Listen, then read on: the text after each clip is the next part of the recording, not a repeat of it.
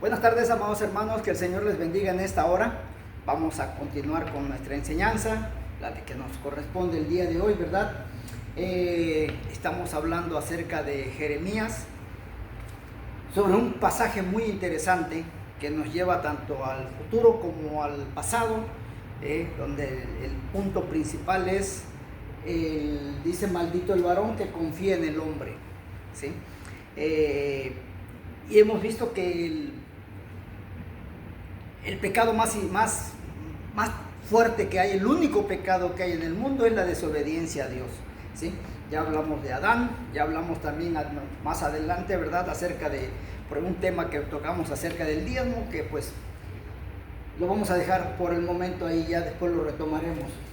En contraparte, con respecto al versículo, estábamos hablando del capítulo 17 en su versículo 5. En contraparte a lo que dice el 5, que dice: maldito el varón que confía en el hombre, el versículo 7 dice: bendito el varón que confía en Jehová y cuya confianza es Jehová.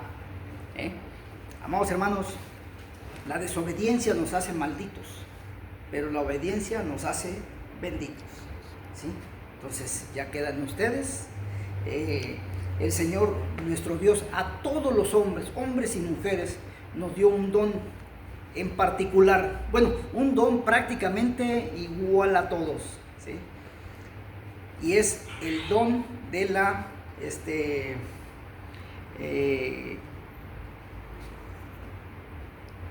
perdónenme, se me barrió el nombre del don, pero es el de las decisiones que tomamos nosotros, ¿sí? Después les doy el nombre porque se me barrió ahorita, pero dice: bueno, bendito el varón que confía en Jehová y cuya confianza es Jehová, porque será como un árbol plantado junto a las aguas que corren, aguas frescas que corren noche y día, ¿sí? Pero hay un pasaje muy interesante un poquito más adelante, en el versículo 9 del capítulo 17 de Jeremías, nos dice: engañoso es el corazón más que todas las cosas. Debemos de tener mucho cuidado con lo que hablamos, que suponemos que viene del corazón, porque es engañoso el corazón, dice. ¿Y quién lo conocerá? Yo, Jehová, que escudriño la mente, que pruebo el corazón, para dar a cada uno según su camino, ojo, según el fruto de sus obras. Usted dice que tiene obras. Están de manifiesto las obras que hace entre la gente, entre su familia, entre los hermanos, entre hermanos que es del templo, entre los compañeros de trabajo, entre sus vecinos. Los frutos que usted genera, ¿sí?, son claras evidencias de que usted sirve a Cristo, O sea, porque en el templo usted es el hermano consagradísimo, pero cuando van a buscarlo a su casa, nadie lo conoce a usted, Y si usted pregunta por él, dicen: pues mira, lo único que sé es que aquel allá se escuchan canciones cristianas. Puede ser que sea él. Ni lo conocen sus vecinos. Oiga, ¿y a usted le ha hablado de Cristo esta persona? No. Si no le hablan a Cristo a sus vecinos, pues ¿cómo van a tener obras que ofrecerle al Señor? El árbol por su fruto es conocido. Somos como la perdiz, dice, que cubre lo que no puso. ¿Qué es la perdiz? Es un pajarito que, si hay algún nido por ahí con huevos, él se pone sobre los huevos. No importa de quién sean. Él se monta sobre ellos y los empieza a calentar. Los siente como suyos. Y al rato viene la hembra a cuidar a sus huevitos y corre la perdiz. Se va despavorida. ¿Por qué? Porque ya se puso sobre unos huevos que no le correspondían, que no eran de ella. Así somos muchos de nosotros. Y aquí vamos a hablar de un versículo. Tengan mucha atención, porque este versículo es muy poderosísimo, sobre todo en cuestiones espirituales. Trono de gloria, dice el versículo 12: excelso desde el principio es el lugar de nuestro santuario. trono de gloria, excelso desde el principio, es el lugar de nuestro santuario. ¿Cuál es nuestro santuario? Amados hermanos, es nuestro cuerpo. Porque Dios formuló en la vida humana desde la antigüedad, puso 3 templos. El de Jerusalén, de Salomón, el que hizo Zorobabel y el que puso Jesucristo. Pero ¿cuál fue el tercer templo que hizo Dios o puso Jesucristo? El de nuestro cuerpo. Nuestro cuerpo es el templo del Espíritu Santo. No es un templo hecho de manos, no es un templo hecho de piedra, no es un templo hecho de barro, es un templo de carne. Y ese es el templo. Usted, como ser humano, como es el cuerpo, su cuerpo es el templo del Espíritu Santo. Tiene que cuidarlo, tiene que hacer por él, no dejarlo de destruir, no dejarlo derruir. El 13, aquí es el interesantísimo. Antes de comentárselo, vámonos al capítulo, en el libro de Juan capítulo 8. Juan capítulo 8, versículo 6, dice, les voy a contar la historia. Estaba Jesús y de pronto llegaron los fariseos y la turba y le traían una mujer y le dijeron, a ver maestro, esta mujer la encontramos en pleno acto de adulterio. Estaba teniendo relaciones sexuales con otro hombre que es casado. Ese hombre es casado y ella también es casada. Y los encontramos en el pleno acto. Aquí está, aquí te la ponemos. A ver, ¿qué es lo que recomiendas tú? Moisés nos dice que la apedreemos hasta la muerte, hasta que ella muera. ¿Tú qué nos dices al respecto? ¿La matamos de acuerdo a la ley de Moisés o de acuerdo a que tú vienes amor y paz, amor y paz, amor y paz? Dime qué hacemos. Pero eso era solamente para tentarlo, porque si Jesús le decía, déjenla, no hay ningún problema, entonces hubiera dicho, tú estás rompiendo la ley de Moisés y entonces tú también mereces que te apedremos, porque estás rompiendo la ley de Moisés. Jesucristo se pone a escribir en la tierra, escribe unas palabras, ¿sí? Escribe unas palabras, nadie sabe qué significan esas palabras, ellos no se enteraron qué es esas palabras, pero lo que Cristo escribía en el suelo era lo siguiente, lo que está descrito aquí en el libro de Jeremías en su capítulo 17, versículo 13, y dice lo que Cristo describía: oh Jehová, esperanza de Israel, todos los que te dejan serán avergonzados. O sea, todos estos hombres que me traen a esta mujer van a ser avergonzados. Y los que se apartan de mí serán escritos en el polvo, ¿sí? Porque dejaron a Jehová manantial de aguas vivas. ¿Qué significa esto? Vamos, hermanos, como no quieren entenderme, no quieren escucharme y me ponen a prueba, ¿sí? No quieren saber nada de mí, pues bueno, los nombres de todos ellos, ¿sí? Los voy a escribir en la tierra. ¿Con qué finalidad? Para que cuando venga el viento, se lo lleve. Y esos hombres se vayan al infierno. No quieren nada de ti, Padre, no quieren nada de mí, que se vayan al infierno. Y es lo mismo que está pasando en las iglesias ahorita. Hay muchos que nosotros decimos, es que estamos inscritos en el libro de la vida. Abusado, hermano.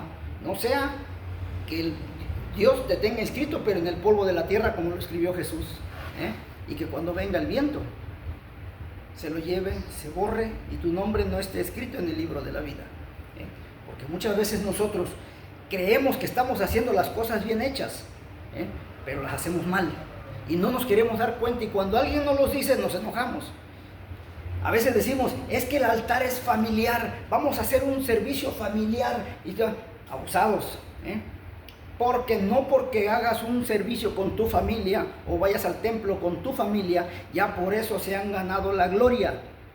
Nada más les recuerdo que Elí, por causa de sus hijos, perdió el sacerdocio,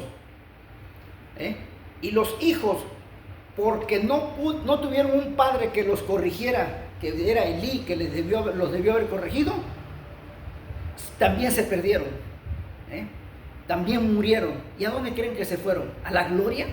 Porque eran los sacerdotes cuando hacían aberración y media en el templo, como lo hacen ustedes ahorita. El sacerdote Elí al infierno por ser sacerdote junto con sus hijos. Los hijos se perdieron por causa de no tener un padre que los corrigió, y el padre que no corrigió se fue también al infierno por unos hijos que por querer cuidar a sus hijos, velar por sus hijos, que al final de cuentas lo arrastraron y se fueron los dos al infierno. Adán, por causa de Eva, por causa de su mujer, por causa de su esposa, por causa de su cónyuge, Dios lo tuvo que sacar del huerto del Edén. ¿Por qué? Porque obedeció a la voz de su mujer en lugar de obedecer a la voz de Dios. Y Eva, ¿por qué fue también sacada del huerto del Edén? Por no haber obedecido a su esposo, por hacer las cosas como ella se le hinchó la gana. Y ustedes, muchas de ustedes mujeres, incluso esposas de pastores, también tienen arrastrado a sus esposos, y no crean que porque están allá en el púlpito gritándolos a todo el tiempo, a todos que son la iglesia del Señor, son parte de la iglesia. No sea que Jesucristo los tenga inscritas en el polvo de la tierra, como en el pasaje de Juan. Tengan mucho cuidado. Jesucristo, por ejemplo, Dios en nosotros, les voy a contar esta analogía y tómenla como ustedes la quieran tomar. Dios puso en ustedes, en todos nosotros, un frasco. Somos un frasco. Supongamos que somos un frasco. Todos en general. Vamos a hablar en particular de los pastores, porque son los que más me interesan. Son los que más le interesan al Señor, porque ellos son guías de gentes. No porque me caigan mal, no, al contrario, yo los respeto. Pero por ser guías de gentes, por eso es que siempre los considero. Pastores, pastora, Dios los puso a ustedes como un frasco. ¿Y cómo van a llenar ustedes su frasco de aceite? Por medio de las oraciones, por medio de los ayunos, por medio de los cánticos, la alabanza a Dios, su pulcritud y su liderazgo y el trabajo que Dios les dio a hacer. Entonces, todo eso va a hacer que sus copas, ¿sí?, sus lámparas se llenen de aceite. Pero ahora vamos a ver, viene el maestro, pasémonos a la historia de las 10 vírgenes. Viene el esposo y sale el pastor y la pastora y salen a la procesión del esposo. Pero faltando 30, 40 metros, la esposa dice: oye, mi amor, se me está acabando el aceite. Yo te pregunto a ti, pastor, que me escuchas y que me estás viendo, ¿tú le darías de tu aceite a tu esposa, sabiendo que te alcanza solamente para llegar hasta donde se van a llevar las bodas del Cordero? ¿Se lo darías? Posiblemente me salgas bien religioso y digas: por amor a ella y por amor a mi Cristo, sí se lo daría. Sí, pero esa gota de aceite que te hizo falta, no llegaste, te hizo falta para dar 2 pasos y llegar a la boda del Cordero, y no entrarías. Y aunque toques la puerta, no entrarías tú, ni entraría su esposa, tu esposa. O tu esposa, ¿le darías de aceite a tu esposo para intentar llegar, cuando el aceite solamente te alcanza desde tu casa hasta la puerta de la boda del Cordero, y tu esposo le falta aceite? ¿Le darías de tu aceite? ¿Le darías de tu aceite a tus hijos? Entonces, ¿por qué no cuidas a tus hijos? ¿Por qué no orientas a tus hijos? ¿Por qué no le enseñas a tus hijos lo que es la verdadera palabra de Dios? Hay mujeres que llevan a sus hijos y dicen: ¿sabes qué? Llévale el celular al niño para que se entretenga. ¿Qué no dice Salomón? Instruye al niño en su camino y cuando fuere viejo no se apartará de él. Hermana, por culpa de tu hijo o de tu nieto, te vas a quedar te vas a ir al infierno. ¿Y sabes qué es lo peor también? Que por culpa de ti, que no guiaste bien a tu hijo, a tu nieto, también te vas al lago de fuego, por no haber dirigido correctamente a tu hijo, dirigido correctamente a tu nieto. Porque les recuerdo que dice la palabra del Señor que en el infierno iba a haber hombres, ancianos, mujeres, jóvenes, y también dice Juan que vio niños en el infierno. Mañana continuamos con el libro con lo que sigue de Jeremías, y reflexiona: ¿le vas a dar aceite a tu esposa? Porque mejor no llenan sus lámparas los dos al mismo tiempo. Que Dios los bendiga. Soy Juan Carlos Muñoz.